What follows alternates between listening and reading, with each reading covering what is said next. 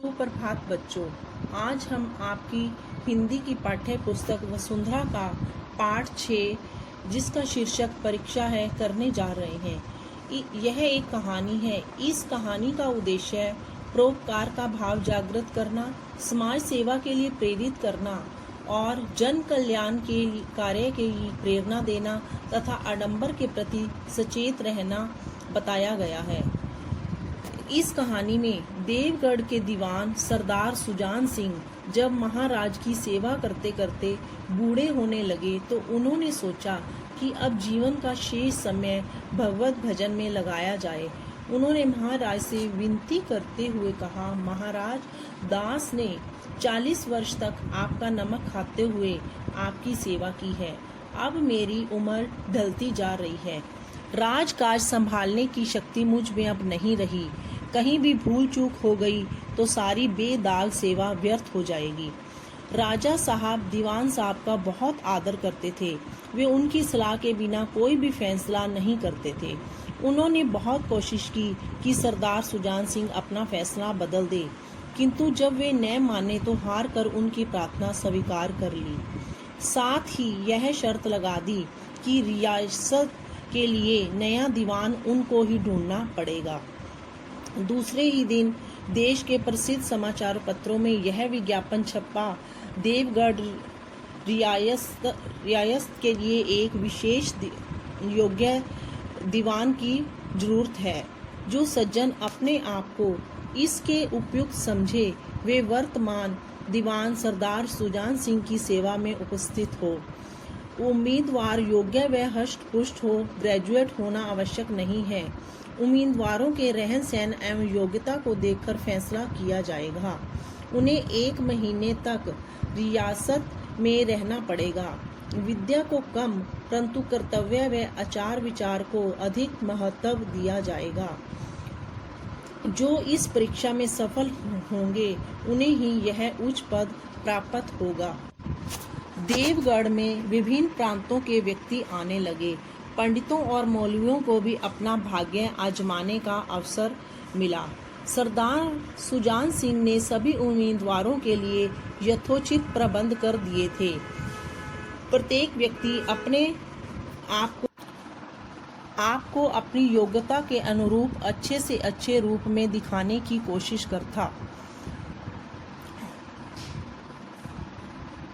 लोग समझते थे कि यह बंधन तो सिर्फ 1 महीने का है, फिर तो पूरी जिंदगी का आराम हो जाएगा। लेकिन मनुष्यों का पारखी वह बूढ़ा जोहरी इन बगला भक्तों में छिपे हंस को ढूंढने में लगा हुआ था। दिन कुछ लोगों को सूझी कि आपस में हॉकी का खेल खेला जाए। यह प्रस्ताव हॉकी के मंझे हुए खिलाड़ियों ने पेश किया था। यह भी तो आखिर एक विद्या है, कौशल है, इसे क्यों छिपा कर रखा जाए? शायद यही विद्या अपना असर दिखा जाए। खेल शुरू हो गया। खेल बड़े उत्साह से खेला जा रहा था। देवगढ़ रियासत के लिए यह खेल नया था। पढ़े लिखे लोग ताश एवं शतरंज खेला करते थे। भाग दौड़ के खेल बच्चों के समझे जाते थे। सभी खिलाड़ी अपने आप को सर्वश्रेष्ठ सिद्ध करने में लगे हुए थे। सभी खिलाड़ी यह दर्शाना चाहते थे कि वे इस खेल की तरह राज्य के कार्य भी बखूबी निभा सकते हैं। संध्या तक यही धूमधाम रही। हार जीत का फैसला हुए बिना ही खेल समाप्त हो गया। सभी खिलाड़ी हांफते हांफते बेदम हो गए थे। इस मैदान से जरा दूर एक नाला था। उस नाले पर कोई पुल न था। पथिकों को नाले में से चलकर जाना पड़ता था। खेल अभी बंद ही हुआ था और खिलाड़ी सुस्ता रहे थे। एक किसान अनाज से भरी हुई गाड़ी लिए हुए उस नाले में आया, लेकिन कुछ तो नाले में कीचड़ थी और कुछ उसकी चढ़ाई इतनी ऊंची थी कि गाड़ी ऊपर चढ़ने का नाम ही न लेती थी। कभी वह बैलों को ललकारता था तो कभी पहियों को हाथ से धकेलता था। बोझ अधिक था और बैल कमजोर, अतः गाड़ी ऊपर न चढ़ती भी तो कुछ दूर चढ़कर नीचे गिर जाती। बेचारा इधर उधर निराश होकर सहायता के लिए देखता, मगर कहीं कोई आता नजर न आता। गाड़ी को अकेले छोड़कर कहीं जा भी नहीं सकता था, बड़ी मुश्किल में फंसा हुआ था। इसी बीच खिलाड़ी उसी रास्ते से निकलने लगे। किसान ने उनकी तरफ से सहमी व याचना भरी दृष्टि से देखा, किंतु मदद मांगने का साहस न हुआ। खिलाड़ियों ने भी उसे देखा, किंतु उड़ती नजर से, जिनमें वे सहानुभूति या उदारता का नामो निशान न था, उनमें स्वार्थ व अभिमान था।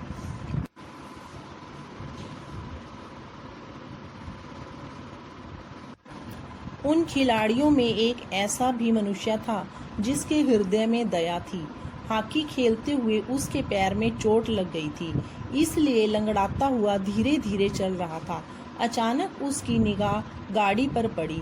किसान की सूरत देखते ही वह सारी बात समझ गया। उसने स्टिक एक किनारे रख दी, कोट उतार कर एक तरफ रख दिया। फिर उस किसान के पास जाकर बोला, मैं तुम्हारी गाड़ी निकलवा दूं? किसान ने देखा कि एक बलिष्ठ व्यक्ति अब उसके सामने खड़ा हुआ है। किसान झुककर बोला, हजूर, मैं आपसे कैसे कहूँ? युवक ने कहा, मालूम होता है कि तुम यहाँ पर बड़ी देर से फंसे हुए हो। अच्छा, तुम गाड़ी पर जाकर बैलों को साधो, मैं पहिए को धकेलता हूँ, अभी गाड़ी ऊपर चढ़ जाएगी। किसान गाड़ी पर जा बैठा। युवक पहियों से गाड़ी को धकेलने लगा। कीचड़ बहुत ज्यादा था, अतः युवक घुटनों तक कीचड़ में धंस गया, किंतु उसने हिम्मत न हारी। दोनों के प्रयत्न के फलस्वरूप गाड़ी नाले के ऊपर थी। किसान युवक के सामने हाथ जोड़कर खड़ा हो गया और बोला, महाराज, आपने आज मुझे उबार लिया, नहीं तो सारी रात यहीं बैठना पड़ता। युवक हंसते हुए बोला, अब मुझे क्या इनाम दोगे? किसान बोला, नारायण चाहेंगे तो दीवानी आपको ही मिलेगी। युवक ने गौर से देखा तो उसे लगा कि कहीं ये सरदार सुजान सिंह तो नहीं। चेहरा मोहरा भी वही लगता है, आवाज भी मिलती है। किसान ने तीव्र दृष्टि से उसे देखा। वह शायद उसके संदेह को भांप गया था। मुस्कुराकर कहने लगा, गहरे पानी में बैठने से ही मोती मिलते हैं। महीना पूरा हुआ, चुनाव का दिन भी आ गया। किस्मत का फैसला सुनने के लिए सभी उत्सुक थे। दिन काटना मुश्किल हो गया। सभी के चेहरे व्यग्र थे, अर्थात व्याकुल थे। वे सोच रहे थे, आज किसके नसीब जागेंगे, किस पर लक्ष्मी की कृपा होगी। संध्या के समय राज दरबार सजा। शहर के सभी गणमान्य व्यक्ति दरबार में उपस्थित थे। दीवानी के उम्मीदवारों का समूह रंग बिरंगे कपड़ों में सज धज कर दरबार में यहाँ पहुंचा। उम्मीदवारों के दिल धड़क रहे थे। सरदार सुजान सिंह ने दरबार में खड़े होकर कहा, दीवानी के उम्मीदवारों, हमने आप लोगों को जो कष्ट दिया है उसके लिए हमें क्षमा कीजिए। इस पद के लिए एक ऐसे योग्य पुरुष की आवश्यकता थी जिसमें दया होने के साथ साथ आत्म बल भी हो, जो विपत्ति का वीरता से सामना कर सके। इस रियासत को सौभाग्य से एक ऐसा पुरुष मिल गया है। ऐसे गुण वाले इस संसार में बहुत कम ही होते हैं।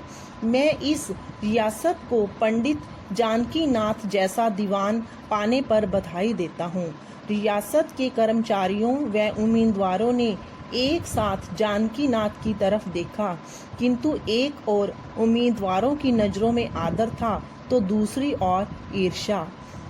सरदार सुजान सिंह फिर बोले, जो पुरुष स्वयं जख्मी होकर भी एक गरीब किसान की सहायता करे और उसकी गाड़ी दलदल में से निकाल दे, उसके हृदय में साहस, आत्मबल और उदारता है।